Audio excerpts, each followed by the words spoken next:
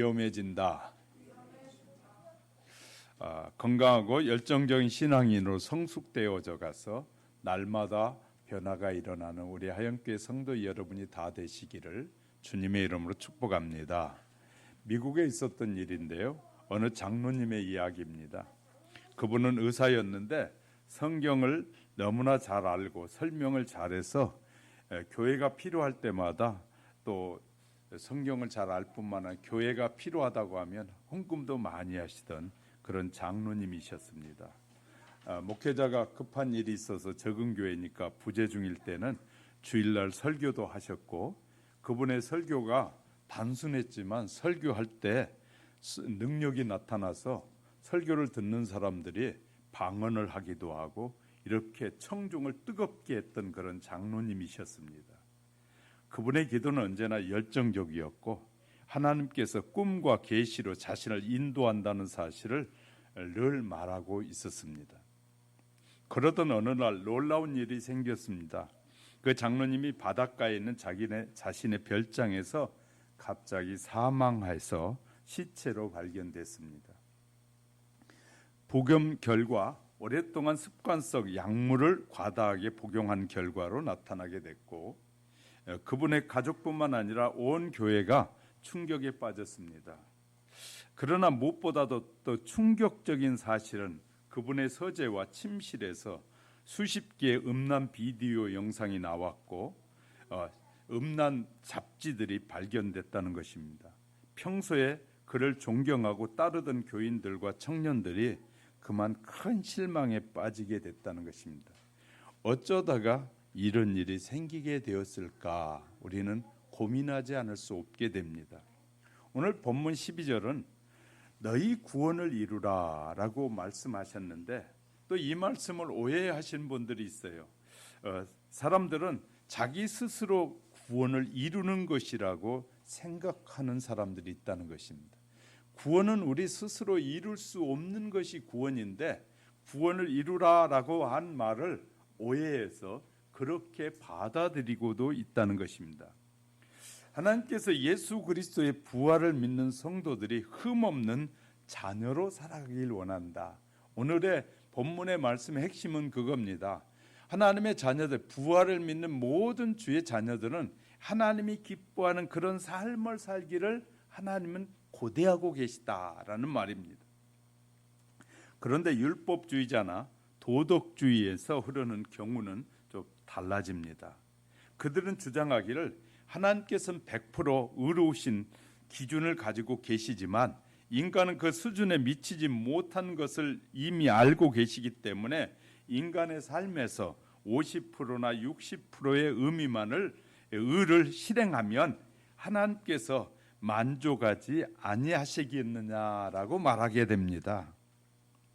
또는 죄를 지을 때보다 선을 행하는 일이 더 많으니까 이게 구원받을 수 있지 않겠느냐라고 말하기도 합니다. 그래서 이런 쪽에 이 율법주의나 도덕주의에 빠진 이 교파에서는 굉장히 행위를 강조하게 되죠.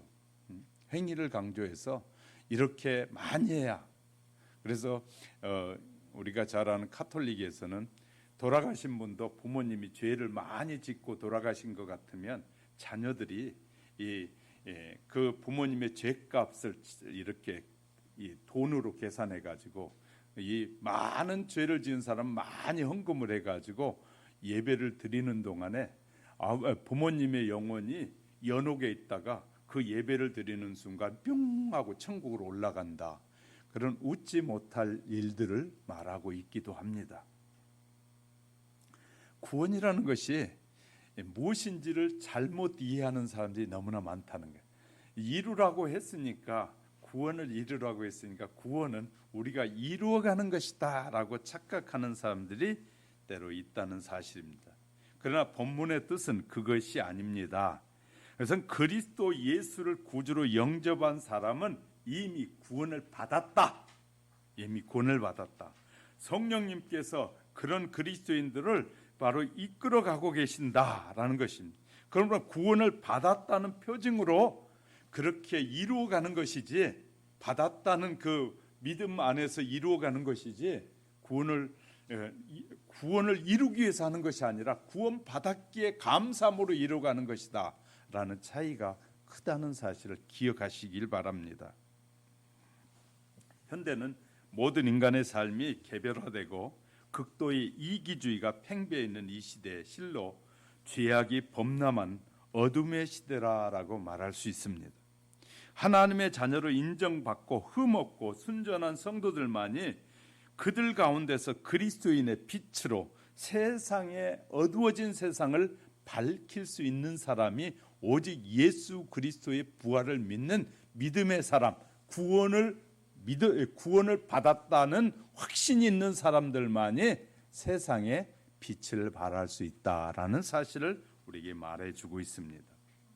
이제는 신앙이 점점 이 감정에 치우치지 않고 살아가는 방법을 또 설명해 드리려고 해요. 많은 사람들이 감정과 신앙을 구분하지 못하고 살아가는 삶이 너무나 많다는 사실을 기억하면서 더 한 단계 더 성숙되어져가는 저와 여러분이 될 수 있기를 주님의 이름으로 축복합니다. 첫째, 부활의 생명으로 구원의 역사를 이루라라는 말입니다. 예수님의 부활을 통해서 보여주신 구원의 역사를 믿으면 구원의 역사, 내가 구원받았다는 확실한 믿음을 갖게 되면 어떻게 되냐면 주의 말씀에 늘 순종하는 삶을 살게 된다라는 것입니다. 하나님께서는 사울 왕에게 아말렉과의 전투에서 적을 무리치고 그 아말렉 전투에서 아말렉 왕으로부터 이 짐승에 이르기까지 모든 것을 다 없애라, 멸종시켜 버려라 라고 했는데 왕은 하나님의 말씀을 어기고 왕을 살려주고 살찐 소와 양은 많이 가져왔습니다. 그래서 선지자 사무엘이 그 이유를 묻자 사울 왕은 당신의 하나님 여호와께 제사하기 위해서 가지고 왔습니다 라고 대답하게 됩니다. 그때 사무엘은 사무엘상 15장 22절에서 순종이 제사보다 낫고 듣는 것이 순양의 기름보다 나으니라 라고 대답해 주었습니다. 이런 인류의 비극은 아담의 불순종으로부터 시작했고 아담의 불순종만이 우리에게 비극이 아니라는 사실입니다. 우리도 삶의 현장에서 하나님께 불순종하는 비참한 현실을 만날 때가 너무나 많습니다. 반대로 순종은 축복인데 불순종은 축복이 아니라는 것이에요. 광야에서 불뱀에 물린 사람들이 놋뱀을 쳐다보면 살리란 말씀에 순종할 때 살 수 있었습니다. 가족의 한 사람의 불순종으로 말미암아 가족 전체가 멸망당할 수 있다는 사실을 요수아 7장에서도 우리에게 분명히 보여주고 있습니다. 여러분이 잘 아는 이 아간의 죄, 아간이 숨기지 말아야 될 물건을 한 사람이 숨겼더니 아간 가족 전체가 몰살당하는 일이 생겼어요. 왜 우리가 가족들에게 복음을 열심히 전하려고 애를 써야 되냐면 한 가족의 잘못된 그 사람을 하나님이 심판하실 때 가족 전체까지 심판하시기도 한다고 말이에요. 그렇기 때문에 한 사람이 온 가족을 살릴 수도 있지만 또 한 사람 때문에 온 가족이 심판에 이를 수 있다는 사실을 잊지 마셔야 할 것입니다. 그래서 예수님께서는 요한복음 12장 24절 한 알의 밀이 땅에 떨어져 죽지 아니하면 한 알 그대로 있고 죽으면 많은 열매를 맺느니라 라고 말씀하셨어요. 우리의 순종은 자신뿐만 아니라 이웃에게까지 이웃을 살리는 일을 하게 된다. 영원한 죽음에 빠져 있는 사람들이 우리가 그 그리스도의 부활을 믿음으로 구원받았다는 확신이 있는 사람들이 가서 이 예수 부활을 믿으면 당신도 구원받습니다라는 이 복음이 죽어가는 생명을 살릴 수 있다는 것입니다.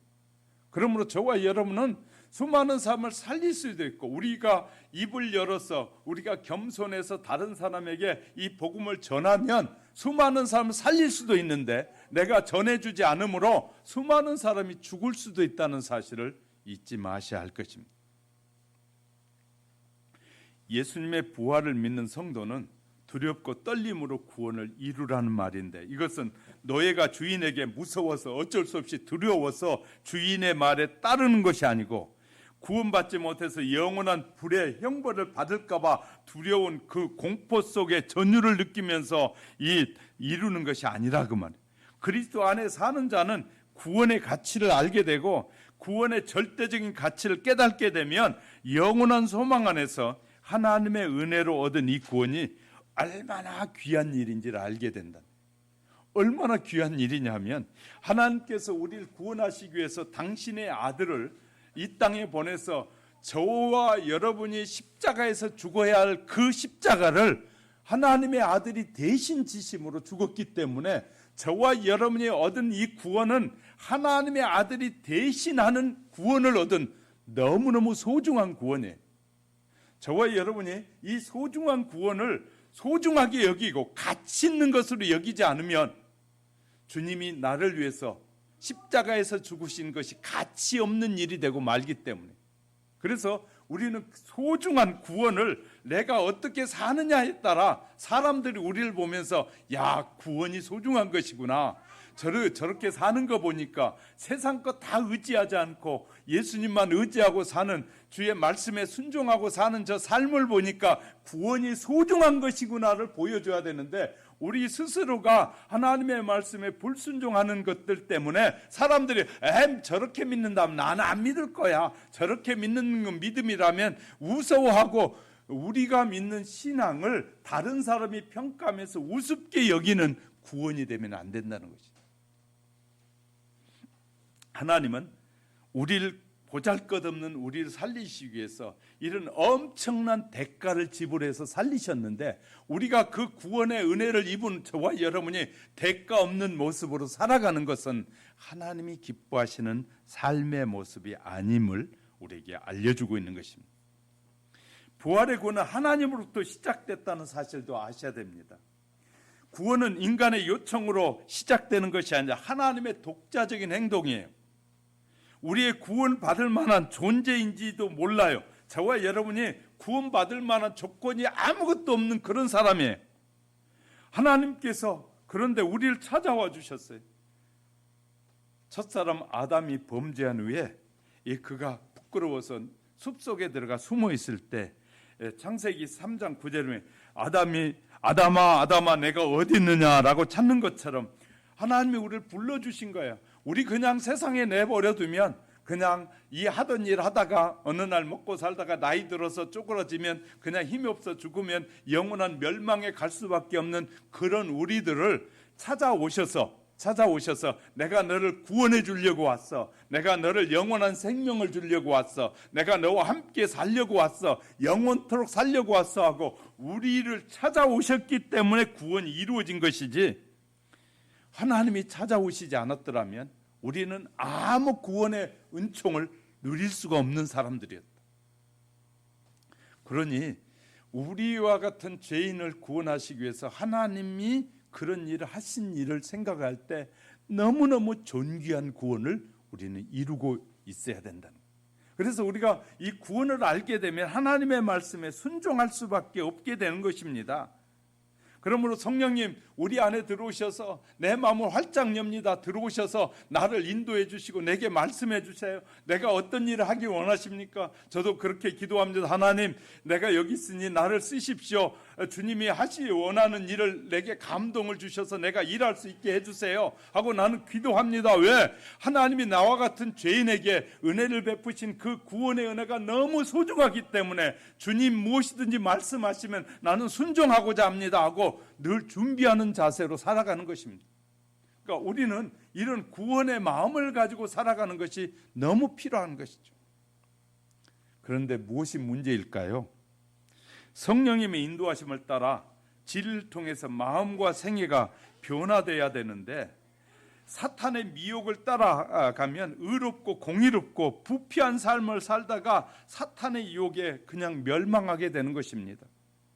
사탄은 감정을 구하는 사람에게 감정을 주고 이적을 원하는 사람에게 이적을 줍니다.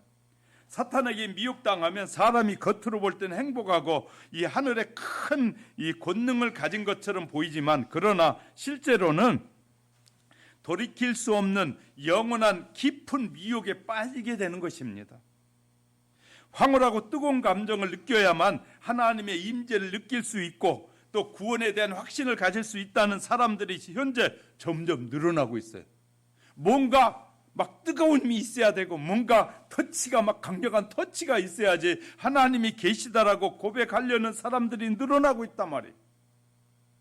그런 사람들은 사탄이 조작하는 초자연적인 현상과 이적에 미혹받기 쉬운 것입니다. 사탄은 신앙과 감정이 혼돈된 사람들에게 거짓 은사와 거짓 기적을 허락하고 있어요. 그들은 감정을 뜨겁게 황홀하게 이끌어주고 이 감정의 극치를 맛보게 해서 하나님과 자신이 함께한다는 확신을 갖도록 유도합니다. 어떤 사람들은 감정이 높이 올라갔다가 급격하게 떨어지는 오르막내림이 되풀이되면서 극도의 심리적 불안과 우울증을 갖기도 합니다. 무엇이 문제일까요? 사탄에게 속은 것입니다. 또한 스스로 감정에 속은 것이기도 합니다. 어떤 사람은 전혀 성령을 경험하지 못했는데 자기가 성령을 받았다고 말합니다. 회개하지 않고 말씀과 예언에 관심이 전혀 없는 세속적인 사람이 성령을 받았다고 주장하기도 한다고 말해요. 우리가 잘 아는 심령 부흥회나 집회, 기도원에서 성령의 안수를 받으면 대개 자신의 경험을 이렇게 설명합니다. 안수를 받을 때 그냥 등이 뜨끈뜨끈해졌습니다. 눈앞에 막 파란 불이 번쩍번쩍했고요. 가슴속에 뜨거운 기운이 나와서 온몸을 사로잡듯 했습니다. 몸을 사시나무 떨처럼 막 떨게 됐고요. 나도 모르게 방언이 터져 나왔습니다. 병이 나은 것 같고요. 기분이 좋아졌어요. 나도 모르게 바닥에 막 대굴대굴 굴렀습니다. 정말 황홀한 경험이었습니다. 정말 많은 사람이 자신이 그런 초월적이고 경이로운 경험을 고대하고 있다고 합니다. 기억합시다. 이런 경험은 성경이 말하는 변화와 이 거룩함이 아니라는 것입니다. 그런 경험이 필요해요. 그런 경험이 말씀의 반석 위에 세워지고 건강한 믿음으로 가는 그런 경험은 필요하지만 그 경험만 의지하며 살게 되면 반드시 사탄의 유혹에 빠지게 되는 것입니다. 그런 경험 처음에는 해야죠. 해가지고 이제 말씀이 믿어지고 성령의 능력을 의지하게 되고 주의 약속의 말씀 안에 사는 자로 성장하는 것은 좋은 경험인데 그 경험에만 머물고 그런 경험이 있어야만이 신자라고 생각한다면 심각한 사탄의 유혹에 빠지고 있는 것입니다. 자, 감정과 이적 추구하는 사람들은 능력을 경험할 때 생기는 감정과 실제적인 삶의 차이가 엄청 큽니다. 어떤 유명한 이 가수는 자기가 병이 드니까 병을 치료해 주면 막 만평을 내놓겠다고 했어요. 그래서 치료를 받았어요. 기도를 받고. 그랬더니 마음이 바뀌었어요. 그래가지고 드리겠다는 거 다 포기해버리고 안 줘요. 안 내놔. 근데 얼마 가지 않아서 그분은 그 병으로 죽었어요. 심각한 겁니다. 우리가 기적만 따라가면 너무너무 위험해지는 것입니다. 절 보세요. 우린 철저하게 기록된 하나님의 말씀을 믿고 따라야 돼요. 할렐루야. 이것만큼 정확한 것이 없어요. 하나님께서 성령으로 기록하게 한 이 말씀보다 더 완벽하고 완전한 약속이 없어요. 기적은 언제든지 바뀌어요. 기적은 언제든지 바뀔 수 있지만 사탄도 기적을 행해요. 그런데 하나님의 약속의 말씀만큼 변함이 없어요. 우리는 기억해야 됩니다. 다양한 경험은 영적 성장과 연결되지 않으면 그것은 사탄의 유혹이라는 사실을 기억하시기 바랍니다. 저와 여러분이 성장하고 성숙해서 옛날에는 판단을 많이 하던 사람이 막 판단하는 일이 줄어들고, 남을 비판하던 사람이 비판이 줄어들고 바뀌어지는 것이 성령의 역사입니다. 성령은 우리를 좋은 대로 온전한 사람으로 바꾸어가는 것이 성령의 역사입니다. 성령을 받았다고 하는데 받은 사람이 아직도 미워하고 아직도 원망하고 아직도 뭔가를 의심하고 뭔만 있어야만이 성령의 역사라고 말한다면, 하나님이 우리에게 기록한 약속의 말씀을 믿지 않는다면 그 성령의 역사는 거짓된 역사고 사람들을 미혹하는 역사라는 사실을 기억하시기 바랍니다. 두 번째는 어두운 세상에 생명의 촛불을 밝히라고 13절부터 16절에서 본문에서 말해요. 부활의 이 생명은 하나님만 바라보고 그 뜻대로 세상의 빛이 되어야 한다는 것입니다. 이 세상의 빛으로 살려면, 그렇게 살려면 먼저 하나님의 뜻에 순종해야만이 빛으로 살 수 있어요. 예수 그리스도를 구세주로 영접하면 주님이 흘리신 그 보혈의 피로 모든 죄악이 씻음을 받게 됩니다. 과거에 저질렀던 추하고 악한 모든 범죄가 흔적도 없이 사라지고 거룩한 하나님의 자녀로 태어납니다. 따라서 구속함을 받은 성도의 삶은 거룩함에 합당한 삶으로 변화가 되어야 하는 거예요. 변화가 필요한 거예요. 이전에 악한 세대의 흐름을 쫓아 범람한 그 죄악설 속에 매몰된 삶을 살았더라도 하나님의 성도로, 하나님의 자녀로 인치심을 받은 그 이후에는 하나님의 흠없고 거룩하시고 순전하신 뜻을 따라 살도록 노력해야 된다는 거예요. 노력해야 되는 것입니다. 하나님의 자녀들이 파멸의 길로 달려가는 시대에 시류를 거의 거슬리고 오히려 세상의 어둠을 밝히는 빛이 되어 주시길 원한다고 이사야 60장 1절에서도 말해주고 있어요. 저와 여러분이 다른 사람들이 하지 못하는 일을 해야 된다는 거예요. 세상 사람들이 하지 않는 일을 하라는 거예요. 세상 사람들과 똑같은 삶을 사는 것은 하나님의 자녀가 아니라는 거예요. 그래서 우리는 세상 사람이 놀러 가는 시간에 예배 드리죠. 지금 예배 드리고 있잖아요. 세상 사람은 자기 만족을 위해서 놀러 가는 시간에 우리는 하나님의 자녀라는 믿음이 있기 때문에 하나님 앞에 나와 예배하고 있는 것이, 이것이 변화거든요. 근데 이런 변화뿐만 아니라 생각의 변화가 일어나야 되고 삶의 변화가 일어나야 되고 행동의 변화가 일어나야 된다고 우리에게 말씀하고 있는 것입니다. 이것이 세상을 향한 빛을 발하는 삶이라는 것입니다. 생활에서 생명의 말씀을 전하면서 세상이 빛이 되라는 것이, 올바른 가치관과 절대적인 진리에 대해서 깨달음으로 더 혼탁해진 이 세대에 참된 진리가 전해지기를 원하는. 왜 오늘날 기독교가 많은 사람들부터 비판을 받느냐면, 우리 목회자로부터 시작해서 많은 사람들이 세상에 빛이 되지 못하니까, 그래서 욕을 하는 것이에요. 똑같은 욕심 똑같이 부리고 똑같이 다른 사람이 누리는 거 다 누리고 싶고, 그런 삶이 결국은 빛의 자녀답게 살지 못하는 것이에요. 심각한 문제를 우리가 안고 있는 것입니다.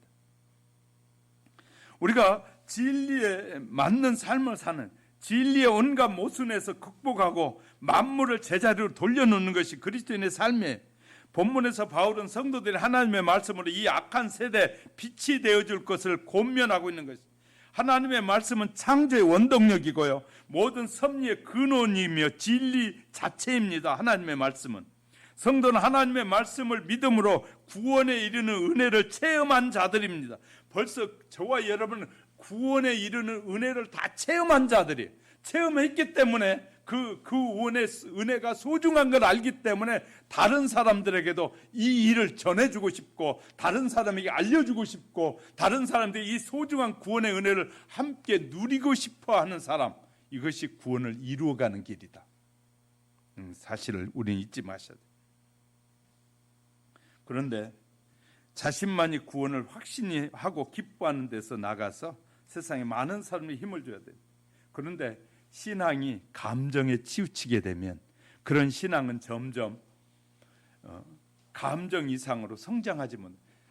누구든지 그 감정만큼만 성장하네. 그런데 사람은 모래 위에 집을 짓고 있는, 감정에다 신앙이 흔들려서 감정이 치우치면 모래 위에 집을 짓는 것과 같습니다. 고통과 시련이 닥치고 하나님의 임재가 느껴지지 않으면 신앙은 무너져 내리게 됩니다. 하나님께서 나와 함께 하신다는 증거는 무엇일까요? 그것은 변화된 마음이고, 하나님이 나와 함께 하신다는 건 내가 변화된 마음이고 내 자아와 교만이 죽는 것입니다. 세상을 미워하고 거룩한 것을 사모하면서 좁은 길을 걸어가는 것이 하나님이 나와 함께 한다는 분명한 증거예요.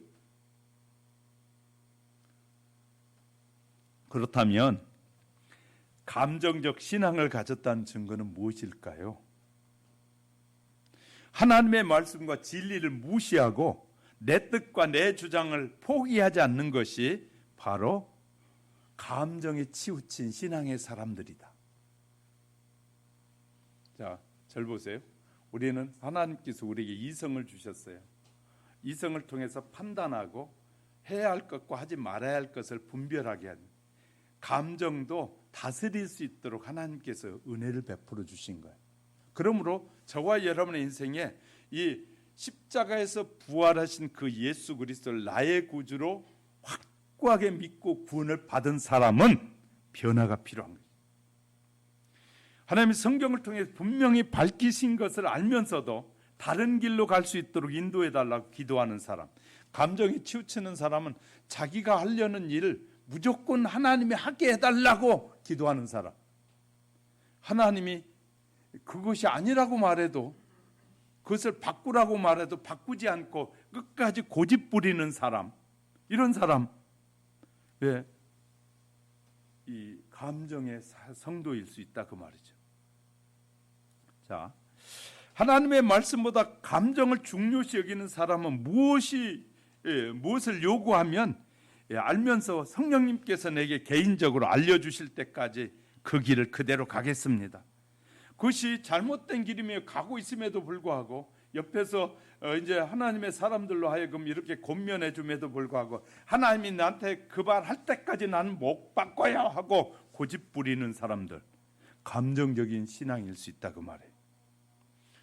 하나님이 말씀하셨어요. 깨달았어요. 말씀을 읽다 듣다 보다가 말씀이 깨달았어요. 그곳에 무릎을 꿇고 주님, 내가 잘못 생각했습니다. 이 말씀을 내게 깨닫게 하셨으니 내가 이제 말씀을 따라 살겠습니다가 해야 되는데, 아니요, 하나님 그래도 내 뜻대로 좀 해주세요. 내가 원하는 것 좀 해주세요. 아니, 내가 생각하는 것 좀 맞춰주세요. 내 체면 좀 생각해 주세요. 자기 체면을 말하고 있는 것은 감정적 신앙이거든. 하나님 철저하게 이성적이신 하나님. 우린 기억해야 됩니다. 믿음이 먼저고 느낌이 나중이라는 사실을 잊지 마셔야 됩니다. 느낌은 믿음이 아니라는 사실도 명확하게 구별해야 됩니다. 우린 느낌을 믿음이라고 말하는 사람들이 많이 있어요.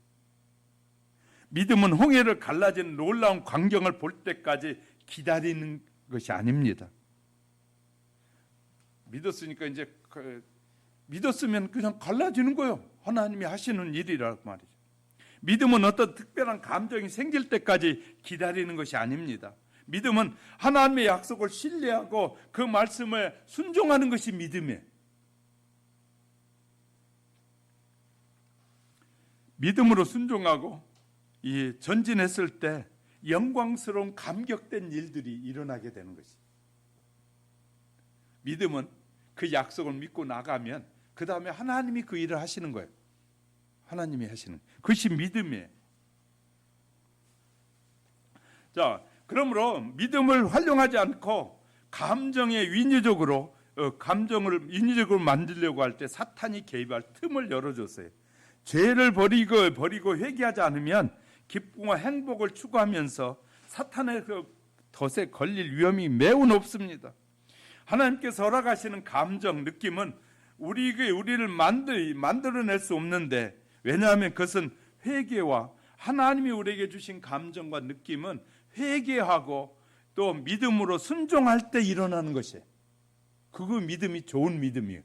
좋은 느낌이고, 그것이 바로 하나님을 기쁘게 하는 감정인 것이에요. 오늘날 기독교 안에 성령께서 크게 임재하실 때는 큰 믿음을 나타낼 수 있지만 성령의 은사와 능력을 받거나 느끼지 못할 때는 믿음을 발휘할 수 없다고 생각하는 사람들이 정말 많아지고 있다. 잘 보세요. 구원의 확신을 얻었다고 하는 사람이 주일 이런 일을 해야 됩니다 그랬더니 목사님 은혜 받아야 일하죠. 이렇게 말하는 것이 은혜 받아야 일하죠라고 말하는 것이 얼마나 우리가 불순종의 말인지를 잘 모르고 할 때가 많아요. 우리 벌써 구원의 은혜는 벌써 예수 그리스도를 나의 구주로 믿는 순간 다 받았다니까요.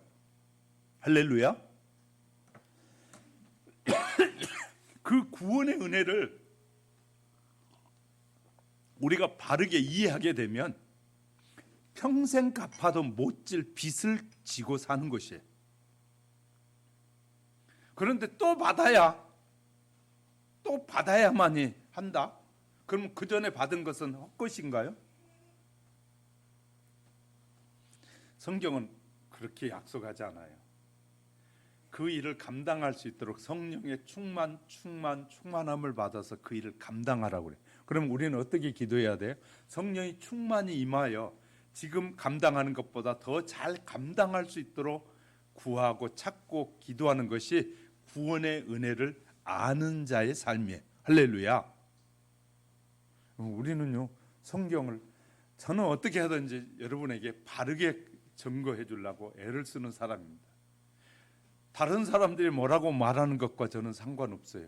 저는 적은 우리 하영교회 성도 여러분이지만 여러분은 그래도 성경을 우리가 바르게 알고 은혜가 무엇인지 구원의 은총이 무엇인지를 올바로 알고 살자는 것이에요.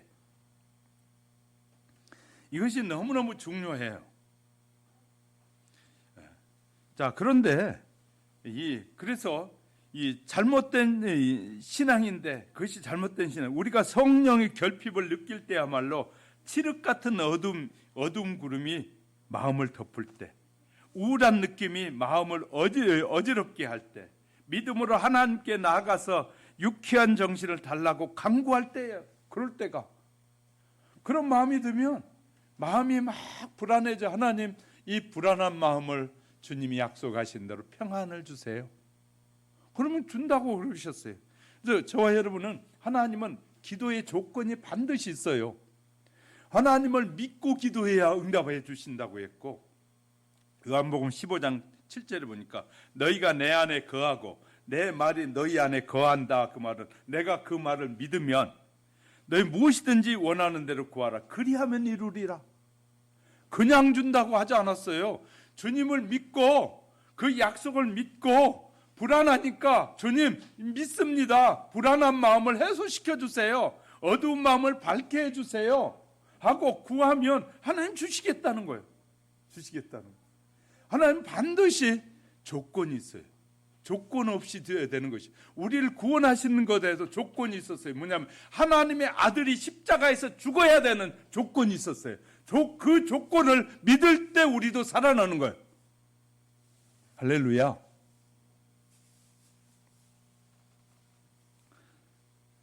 약속의 말씀 위에 서는 것이 이렇게 중요하다는 것입니다.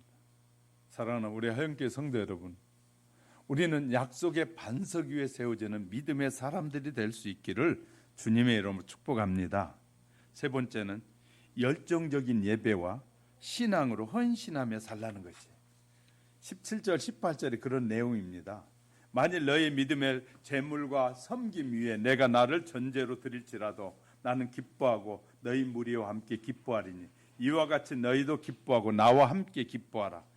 빌립보 교인들을 향해서 바울은 뜨거운 열정으로 그들이 믿음의 예배를 드릴 때, 여긴 제사로 나오기도 하지만 제물로 나오기도 한 예배거든요. 하나님 앞에 드리는 마음 위에, 이 바울은 그 전제란 말은요, 관제란 말인데 이 제물 위에다가 이 포도주를 붓는 것을 말하는데, 유대인들은 제물의 옆에다 포도주를 부었고 전제는, 그리고 이방인은 그 제물 위에다 포도주를 부었다고 하거든요. 이렇게 다시 말해 너희가 그렇게 믿음의 예배를 드린 그 후에 나도 기름을 부어서 정말 내 삶이 다 태워져서 드려지기를 원한다. 우리의 남은 생에는 주님이 나를 위해서 십자가에서 죽으시고 부활하신 그 부활의 은혜를 깨달았으니 나도 이제 내 삶이 드려져서 하나님 앞에 영광이 되어지길 원한다 라는 고백을 하며 살기를 원하신다 그 말. 그래서 성경에서 우리에게 가르쳐준 가장 완전한 예배는 뭔지 아십니까?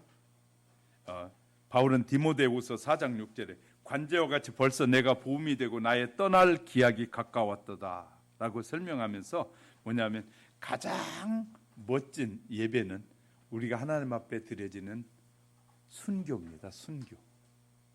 우리를 하나님 앞에 드리는 것이 가장 멋진 예배다.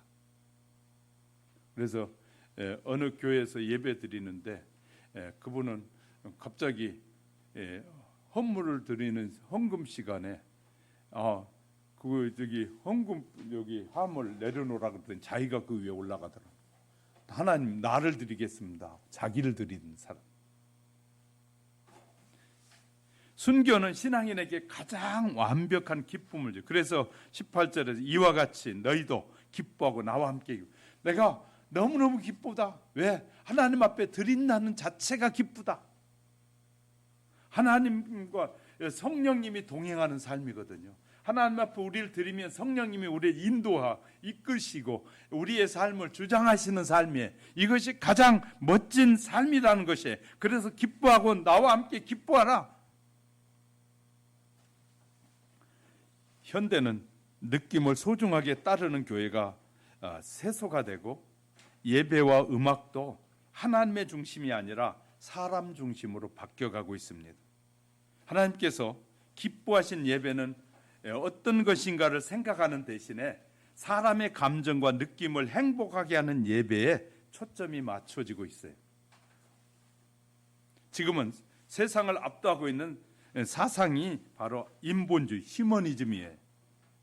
인본주의란 모든 생각과 사상이 인간의 행복에 초점이 맞춰져 있는 것이 인본주의예요.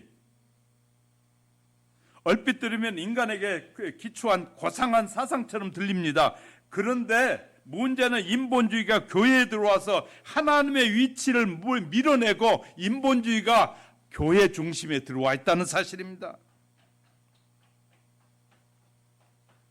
인본주의가 들어간 곳은 하나님의 둘째가 되고 인간이 첫째가 됩니다. 그래서 예배와 음악에도 이 하나님을 둘째가 되고 사람의 느낌과 감정이 첫째가 됩니다. 하나님을 위해서 찬양하는 것이 아니라 내가 행복해지기 위해서 찬양하는 사람들이 생겼어요. 문제가 심각해지고 있어요. 오늘날 사도 바울은 먹든지 마시든 무엇을 하든지 하나님의 영광을 위해서 살라라고 했는데 교회 안에 들어오는 인본주의는 성도들의 기쁨과 행복을 느끼기 위한 찬양을 하고 있다 그 말이에요. 그래서 느낌과 내 감정을 즐겁게 해주지 않는 것은 무엇이나 바꿔야 한다고 생각하는 사람도 있어요. 그래서 말씀드렸잖아요. 요새 교회들이 무대를 앞에 이 강단을 무대로 만들어 가지고 이 술집에서 막 불이 돌아가면서 반짝거리는 걸 틀어놓고 그래서 얼마나 황홀하게 그것이 예배라고 하면서 지금 드려져 가고 있어요.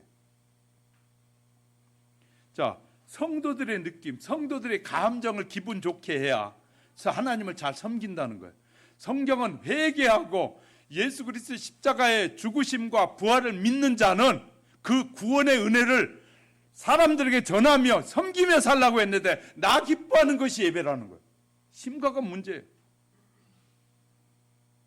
오늘날 많은 사람이 여호와의 말씀과 경건함보다는 나의 즐거움과 기쁨을 더 중요하게 생각합니다. 그래서 중후하고 엄숙한 음악보다는 가볍고 경쾌한 음악을 사용해서 분위기를 띄웁니다. 성령님께 호소하는 회개와 좁은 길에 대한 찬송은 멀리합니다. 누구든지 쉽게 따라 부를 수 있는 음악의 예배가 지배되고 있습니다.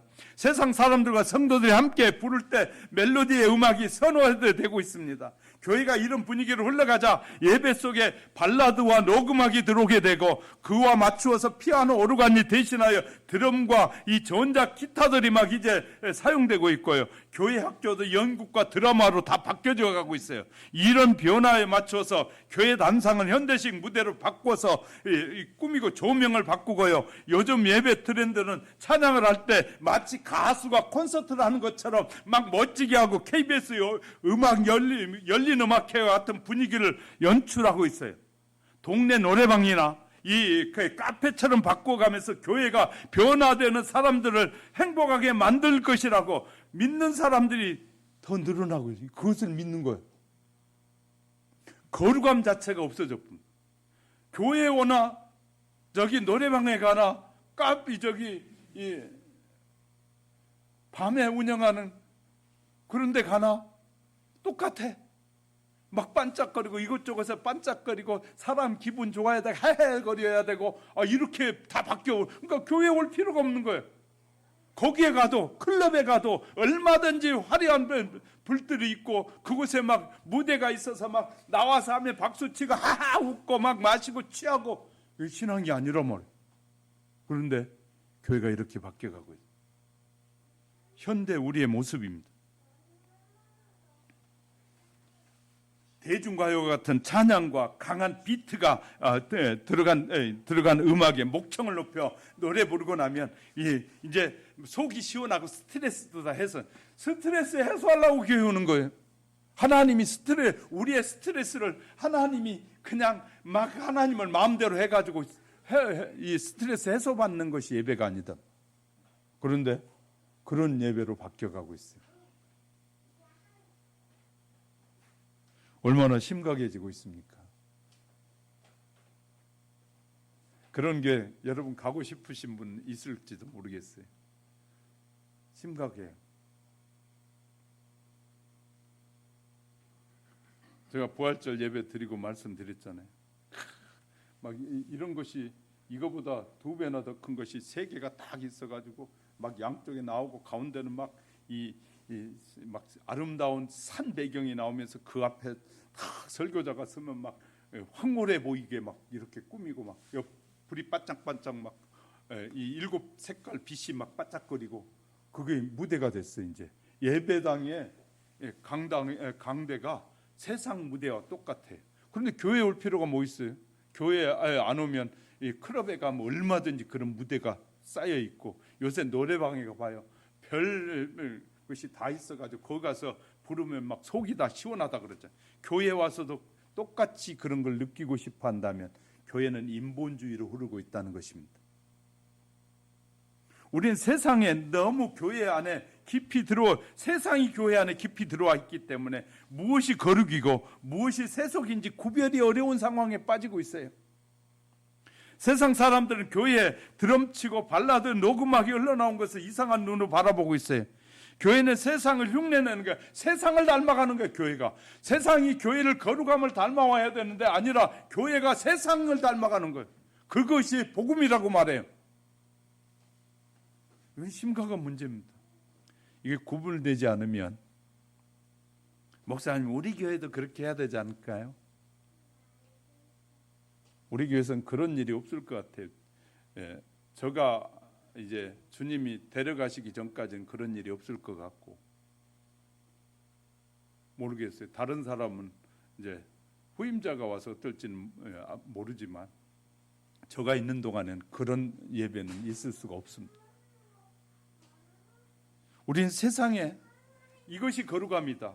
세상에 이것이 하나님의 자녀답게 사는 것이다 보여줘야 되는데 그냥 누구든지 아무나 와도 그냥 집 밟고 뛰고 놀고 막 강당에 올라와서 뛰고 놀고 그냥 자기 스트레스 해소하는 게 교회가 아니란 말이에요.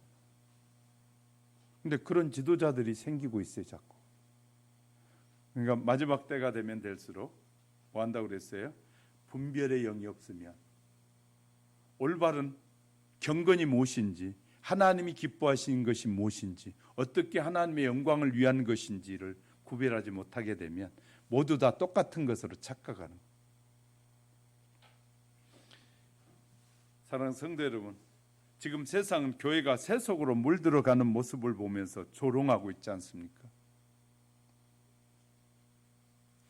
저와 여러분은 정말 이 신앙이 감정이 흔들리지 않도록 하나님의 말씀에 반석 위에 세워지는 우리 하영교회 성도 여러분이 되시길 주의 이름으로 축복합니다. 말씀을 정리할게요. 교회는 하나님의 말씀과 성도들의 거룩한 삶 때문에 핍박을 받아야 합니다. 핍박을 받아요. 조롱을 받고 있습니다. 예? 모든 일이 교회 안에 들어온 감정적 신앙과 인본주의 때문에 시작된 재앙이라고 할 수 있습니다. 사랑하는 성도 여러분, 여러분은 어떤 신앙과 어떤 감정을 가지고 오늘 살아가고 있습니까? 저와 여러분은 감정적인 신앙을 갖고 살면 반드시 멸망의 길을 가게 될 것입니다. 그러나 우리가 건강한 신앙을 갖게 될 때 주님이 기뻐하시는 그 길을 통해서 주님을 만나게 될 것이고 영원토록 주님과 함께하는 행복을 누리게 될 것입니다. 저는 여러분에게 말씀드리고 싶습니다. 주님은 저와 여러분에게 영원토록 함께하자고 말씀하고 계세요. 이 세상에 사람들에게 인정받지 못하더라도 주의 말씀대로 살려고 하니까 고난이 있고 시련이 있어도 그 길을 잠시만 지나고 나면 영원한 행복을 우리에게 예비해 놓으셨다고 말씀하시는 이 약속을 따라 살아가는 우리 하영교회 성도 여러분이 될 수 있기를 주님의 이름으로 축복합니다. 축복합니다. 기도하겠습니다. 하나님 아버지 은혜를 감사합니다. 우리의 신앙과 감정, 우리의 신앙과 감정을 동일시 여길 때가 너무나 많음을 고백합니다. 신앙과 감정을 구별할 줄 알아야 되고 분별할 수 있도록 성령님 역사해 주시고 우리의 길을 인도하여 주시기 원합니다. 내 생각과 내 뜻이 하나님의 뜻이라는 잘못된 생각에 빠지지 않게 도와주시고 늘 하나님이 뭘 원하시고 하나님께서 어떻게 살기를 원하시고 어떻게 말하고 살기를 원하시고 어떻게 섬기기를 원하시는지를 고민하고 늘 준비할 수 있도록 성령님 역사해 주시기 원합니다.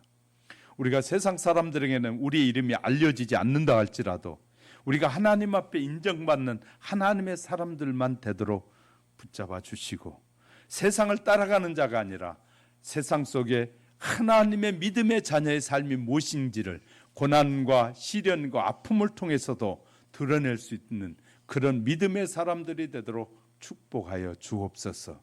우리의 길을 우리의 뜻대로 내버려 두지 마시고 주의 성령께서 간섭하셔서 우리를 진리와 생명 가운데로만 인도하옵소서.